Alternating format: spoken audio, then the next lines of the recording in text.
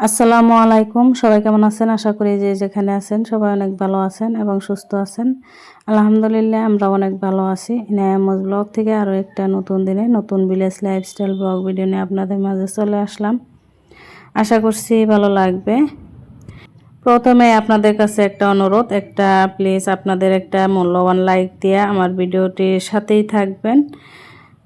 কারণ হচ্ছে আপনাদের একটা মূল্যবান লাইকে আমার ভিডিওটি অনেকের কাছে পৌঁছানোর সাহায্য করে। আর যদি ভিডিওটি ভালো লাগে থাকে, যদি আমার চ্যানেল আজকে নতুন হয়ে থাকেন, চ্যানেলটি সাবস্ক্রাইব করে দেন, নতুন বন্ধু হয়ে পাশে থেকে যাবেন।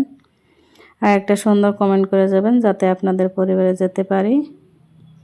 তো এই যে আমি সকাল সকাল আর কি গাছে পানি দিয়ে নিতেছি। সকাল বলতে অনেকটাই বেলা হয়েছে, কারণ হচ্ছে এখন তো রোজার দিন একটু ঘুম থেকে উঠতে দেরি হয়, কারণ সেহরির জন্য রান্না বান্না, তারপরে খাইয়া নামাজ পড়ে শুয়া তারপরে কিন্তু অনেকটা বেলা করে আর কি উঠতে হয়, কারণ সকালে তো আর কোনো খাওয়া দাওয়ার ঝামেলা থাকে না। তাই আজকের ভিডিওটিতে থাকছে যে আমি মিষ্টি কুমড়া গাছ আছে, লাউ গাছ, এর আর কি অল্প একটু যত্ন নিলাম।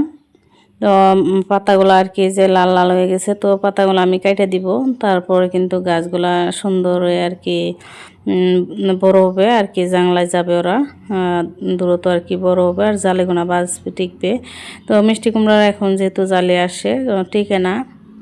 আর আসলে তো কী হয়েছে, গাছে পানি দিতে মনে থাকে না, তো অনেকটা দূরে গাছ, আর হয়েছে সময় পাওয়া যায় না। তো কিছুদিন ধরে পানি দিতেছিলাম না, যার জন্য গাছটা অল্প একটু হয়েছে। তো ভাবলাম যে পাতাগুলো, নিচের পাতাগুলো আর কি কেটে দিয়ে আর কি পানি দিয়ে আসছিলাম। আর হচ্ছে ইনায় আজকে যেহেতু 4 নম্বর রোজা, এই টাইমে কিন্তু ইনায় অনেকটাই অসুস্থ।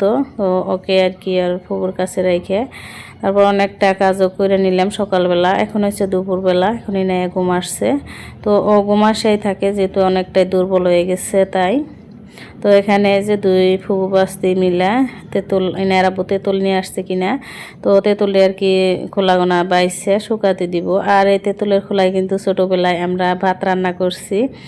তো আসলে তো ছোটোবেলাগুলো, আমাদের ছোটোবেলা আসলে তো অনেকটাই সুন্দর আছিল। তো এগুলা করছি। তো মেয়ের সাথে বলতাইছি যে আমরা ছোটোবেলায় এই তেঁতুলের খোলার মধ্যে ভাত রান্না করছি, আগুনের মধ্যে আর কি চুলার মধ্যে দিয়ে রাখছি, পানি চাউল দিয়ে রাখছি, সুন্দর ভাত হয়েছে। তো এখন বিকেলবেলা আর কি ইফতারের জন্য রান্না করতে চলে আসছি। ওখানে লাউ রান্না করছি, নিরামিষ লাউ। তো আর হচ্ছে যে পয়লা মাছ বের করে রাখছি ফ্রিজ থেকে, একটা তেলাপিয়া মাছও আসছিল। তো এগুলো আর কি ভাজি করে নেব, সন্ধ্যা রাতে খাবো, আর হচ্ছে সেহরির সময় খাবো। আর এই যে গাছ সাফা করার সময় যে আমি মিষ্টি কুমড়া গাছ যে সাফ করে দিলাম, তো ওই সময় আর কি গাছে ফুল আসছিল, কয়টা ফুল নিয়ে আসছি, আর হচ্ছে 4টা পাতা আনছিলাম। তো ওইগুলো আর কি এখন আমি ভাজি করে নিতেছি, বড়া বানাই নিতেছি। আর হচ্ছে মাছ ভাজি করব, মিষ্টি লাউ রান্না করছি। তো আজকে আর কি ভাত রান্না করব, সন্ধ্যাবেলা খিচুড়ি বানাবো না। তো অন্য আর কি কোনো কিছু করব না, কারণ ইনে অনেকটা অসুস্থ। এনে আর কি কোল থেকে নামতেই চায় না, ও বেশিরভাগ সময় আমার কাছেই থাকে। এমনিতেই ভালো থাকলে কিন্তু আর ফুবুর কাছে বেশিরভাগ সময় থাকে। তো বাচ্চারা অসুস্থ হলে আর কি মায়ের কাছেই থাকে, মায়ের কোলে থাকতে বেশি পছন্দ করে আর কি ওরা। আর অনেকটাই দুর্বল। তো আমার মেয়ের জন্য সবাই দোয়া করছে, আমার প্রিয় আপুরা। তো আপুদেরকে অনেক অনেক ধন্যবাদ, অনেক আপুরাই দোয়া করছে। তো আপুদের আর কি নাম বললাম না, সবাই দোয়া করছে আমার মেয়ের জন্য, যারা আমার ভিডিও রেগুলার দেখে বা আমার পুরো ভিডিওর সাথেই থাকে তারাই।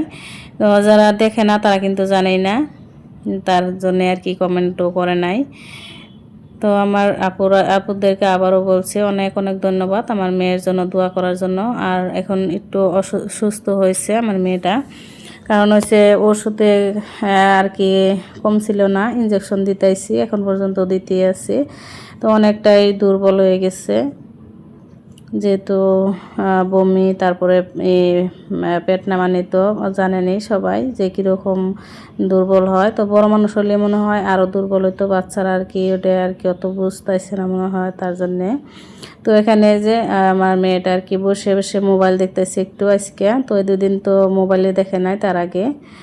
তো দুই বাপ বেটি মিলে আর কি ইফতারে সব বাইরে নিতেছে। তো আজকে বেশি কিছু আসছিল না, আর আমি এই যে মাছটি ভেজে নিলাম। তো এখানে যে পাস্তা বানানো হয়েছিল, গাখির দিয়া আর খেজুরের রস দেয়া। আর হচ্ছে লাউ রান্না করছি, মাছ ভাজি। আর এখানে হচ্ছে গাছের বড়ই, আপেল, আঙ্গুর আর হচ্ছে তরমুজ, এসবই দিয়ে আজকে আর ইফতারি। আর একটু লেবুর শরবত বানানো হয়েছে। তো এই অল্প একটু আর কি আয়োজন করা হয়েছিল ইফতারের। যারা যারা এই পর্যন্ত আমার ভিডিওটির সাথে আছেন তাদেরকে অসংখ্য ধন্যবাদ। যদি লাইক দিতে ভুলে থাকেন প্লিজ আবারও আপনাদেরকে মনে করাই দিছি, প্লিজ একটা লাইক দিবেন। লাইক দিয়ে একটা সুন্দর কমেন্ট করে যাবেন যাতে আপনাদের পরিবারে চলে যেতে পারি। তো এই যে এখন আজানও দিয়ে দিছে, সবাই মিলে ইফতার করে নিলাম।